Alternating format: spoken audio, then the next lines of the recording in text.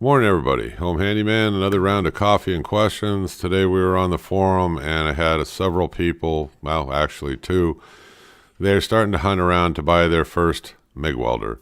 They've been using cheap, inexpensive, I call them buzz boxes. They're the low end 110s. You get them at, Harbor Freight, different places. And I suppose they serve a purpose, but now they're wanting to step up their game and they want to get into something better. We were batting around some questions and, everybody was asking for advice on different things. The first thing in terms of advice, okay, you have to make a decision. It's like a fork in the road. Do you want to try to get a really good Mig Welder, a used one off of Craigslist, one that you have a lot of faith in that doesn't have any issues or problems, or do you really want to go and buy it brand new?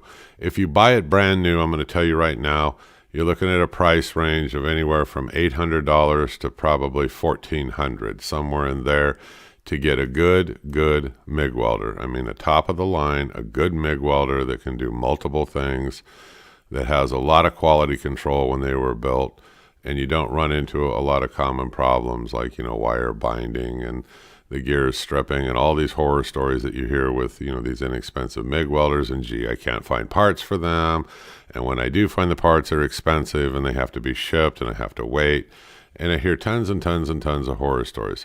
I'm going to take down, the title here. Let me throw up some pictures of some things and we'll talk about them. And I'll give you, my 2 cents on what I think. Okay, so let's jump into the questions and answers. The first one is if I buy one, where am I going to learn how to use it and how to weld? Well, you have a couple of options. After you think about buying the gas, the helmet, the gloves, all these things that go with it, the cost of going to a night class like out at a community college where you have a professional instructor is a good idea. I know a lot of people can't do that, but it is a good idea. You'd learn an enormous amount over a period of time from having a professional instructor. But let's say you didn't. Okay, you could do what I did. What I did, I learned a lot off YouTube. I really did. There are some really good welding videos out there, and you can learn an enormous amount. I learned a huge amount from watching, and I might watch them for 4 or 5 times, and I began to learn how to use the machine. I began to learn how to weld, how to troubleshoot, and do a lot of things because there are some really good YouTube videos for instruction out there. A brand new machine versus buying a used one off Craigslist. Take a friend with you, somebody that really knows what they're doing. If you're going to buy one of these higher end machines off of Craigslist, you want to make sure you're not buying somebody's problems. Have them hook it up, do some welds, put it through all the motions, make sure the best of your ability you're not buying something where it has a lot of problems. But that's if you don't have the money. If you have the money and you want to buy a new machine, these are my 3 favorites from what I see on the forum. A lot of people go to these 3. You got the Miller, the Lincoln, and the Hobart. And we'll go over the specifics in a minute. I favor Miller. I favor Miller for a lot of reasons. And I got mine out at Airgas. I got it on a pretty good sized discount because a lady that I work with, her husband manages and runs Airgas. So you can look around and see what the best deal is. You can use Amazon, eBay, whatever you want. But it's an outstanding machine. Their customer service is great.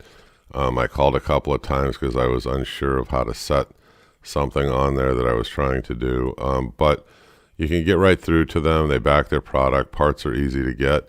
You get one of these buzz boxes is what I call them, like I said, off of Harbor Freight. Those are kind of junk. They run off 110. I suppose they'll do what you want it to do, but they're not really very good welding machines. If you need parts, they're going to be hard to find, and if you are even able to find them, it probably ships from overseas and is going to be very costly. So I swing back around to these 3 brands, and I tell you that in my opinion, there are other really good ones out there. Everlast. Everlast is another one. I didn't put it up here because if I had to pick the top 3 manufacturers that I would suggest somebody buying a welder from, these would be the top 3. But there's nothing wrong with Everlast. I'm sure there's others. People can drop in the comments below and make other suggestions. But these are the ones that I would go with. It was my advice when I was asked a question, and I would definitely buy one of the 230 machines. I wouldn't even fool around with the 110. With these 230 machines, you always get an adapter that you can put onto the end of the cord that can step it down to 110. And there's plenty of videos that shows you have to just switch the polarity inside of the machine. It's just a real simple why am I saying, to get one of these upper end machines that are capable of 230? If you do, you have a lot of control. You can actually stitch weld and weld sheet metal all the way up to 1/4 to 3/8 inch thick metal. I haven't run into anything that this miller can't handle. If it was even thicker than 3/8 with weld prepping, I think I could do it easily. You can also use flux cord wire like it shows you in the picture, and tips and all these things are readily available. They're kind of universal on all these machines anyway.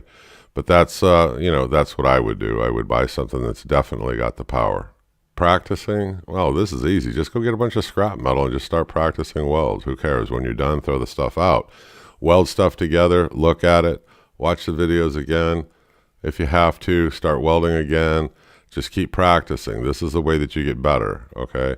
You have to just jump into it and start doing it. No excuses. Get out there, spend an hour, whatever, weld it, play around with it, have some fun. It is fun. Once you start learning and your welds get better, I'm not a professional welder, okay? Some of my welds look not so great sometimes depending on the angle that I've having to weld at, but I also have abrasive flap discs and everything else to clean up the welds. The main thing is learn how to do it so it burns through into the metal good and creates a very strong weld.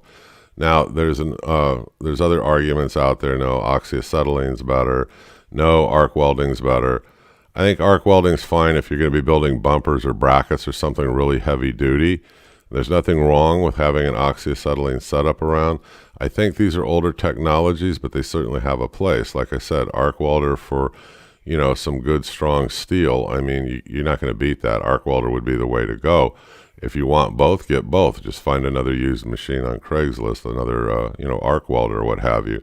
The new stuff coming out, it's Pulse, TIG, Mig, stuff like that. And why do I keep falling back onto Mig? It's my belief anyway that Mig is the easiest to teach somebody, and it's the easiest way to learn how to weld. Nothing wrong with the oxyacetylene. I heat up metal all the time. I bend it. I do other things. You can braze with it. It depends on what it is that you're going after and what you're wanting to do. But I still think, the question really relates to buying a Mig welder and some advice on it. So that's why we're focusing on Mig welding. Yeah, no, again, the question is what about all these other name brand machines? They're not name brand. Some of these other machines are off brand. Okay, they're just Astro and all these other, all these other names. I would stick with name brand manufacturers when it comes to buying, especially a new MIG welder. If you look around and you're patient enough, you can still find them on Craigslist at a fairly good deal. That would be the route I would go anyway. Well, more specifically, I have the Miller Matic 211 auto set. That's a picture of one, but it's a machine that's a little bit different than mine. But this is a damn good machine too. That's what I would suggest, because I can set what the material is that I'm using, the thickness, and it just wants to know what gauge wire you're using, like let's say 030. If you set those two, the machine automatically sets up, the amperage and what you need to use. It's really easy. Now, if I start welding, I can always tweak it. If I think I'm burning a little too hot, I can reach over and I can bump it down just a little bit on that dial, and I can keep tweaking until I have it the way that I want it. If I don't think it's burning hot enough, I can turn it up. So I've got a lot of control and flexibility with that Miller. Now, I'm sure the same thing's true on the Lincoln and the Hobart. I don't own either one of those machines. Those machines are strongly suggested machines that came off of the forum. When they ranked the top, 4, 3, whatever, top 4, I think. These were in the top 3, and I agree, these are outstanding machines. Now that Hobart on the end, I would suggest if you're going to buy it, you buy the Hobart Handler and buy the model that's 50055440001. That's the best Hobart Handler. You might pay a little bit more for it, but again, you're not going to regret it. And it's like I always said, you don't buy these things to necessarily make you money. You're buying them so that they save you a lot of money. You start running into projects where you really need a good welder that's got good penetration and you don't have it, you're really losing money. So the two kind of go hand in hand. It'll save you and make you money, but you want a good machine. It's going to last you a lifetime, or as long as you take good care of it, it'll last you forever. And they can be sent in, they can be repaired, the parts are readily available, on all these machines. Their customer service on all three, from what I read in the forum, is outstanding, so you shouldn't have a problem with customer service either. Now, when this friend of mine went out and got his, I mean, he was buying it from a shop that was going out of business. And the guy was more or less kind of firm on the price. I mean, I think he wanted 700 and, I don't know, whatever odd dollars for it. And he wasn't willing to really be negotiable. And he said, no, I'm not worried about it. I think if the ad runs long enough, I can just sell it. And so this friend of mine's a little bummed out because he's not getting that discount that we're all after, you know, that break. And the guy won't haggle. The guy's like, no, I'm not haggling. I mean, this is the price, take it or leave it. And I told him, hey, look, come here for a minute. So we stepped over to the side, we talked. I said, look, it's got wire in it. He's throwing in the gloves. He's got the tips with it, which is, you know, those are nickel dime type things. But I said, go over and make him a deal. Make him a deal like this. Look, I will give you the $750. Can you give me a couple of hours of instruction, you know, because he had a shop, I mean, of just how to use it and the best way to weld. So you're getting a little bit more punch for your buck there. The guy totally agreed because he wanted the cash right there on the spot. My friend made the deal. We loaded it up. So you need to think outside of the box once in a while. I mean, if you're trying to haggle with somebody, or if you find a shop like this that's going out of business, because you're not going to get a better deal than to get like 2-3 hours or whatever the guy's willing to do in instruction. I mean, this guy that has a shop, he's probably a hell of a lot more professional than all of us. So he can teach you. He can teach you about the machine. He can teach you about the settings. He can teach you about the tensioning knobs. There's a lot of things he can teach you, setting up the gas. I mean, all this stuff, I mean, in a couple of hours. And then boom, man, you've got great instruction, okay?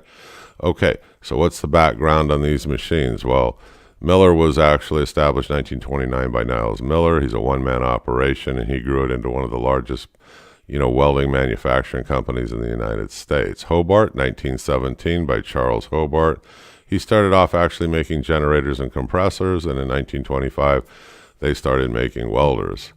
So it's like, does that have anything to do with the video? Really? No, but it just gives you a quick little background. My suggestion is take a piece of paper, write a note, stick it on your computer, and keep watching Craigslist if you want a used one, and just diligently keep going after it, and one will pop up. You'll get a good deal. This is your tip for the day. This is the Home Handyman. I will see you on the next video. Thank you folks very much. Bye-bye.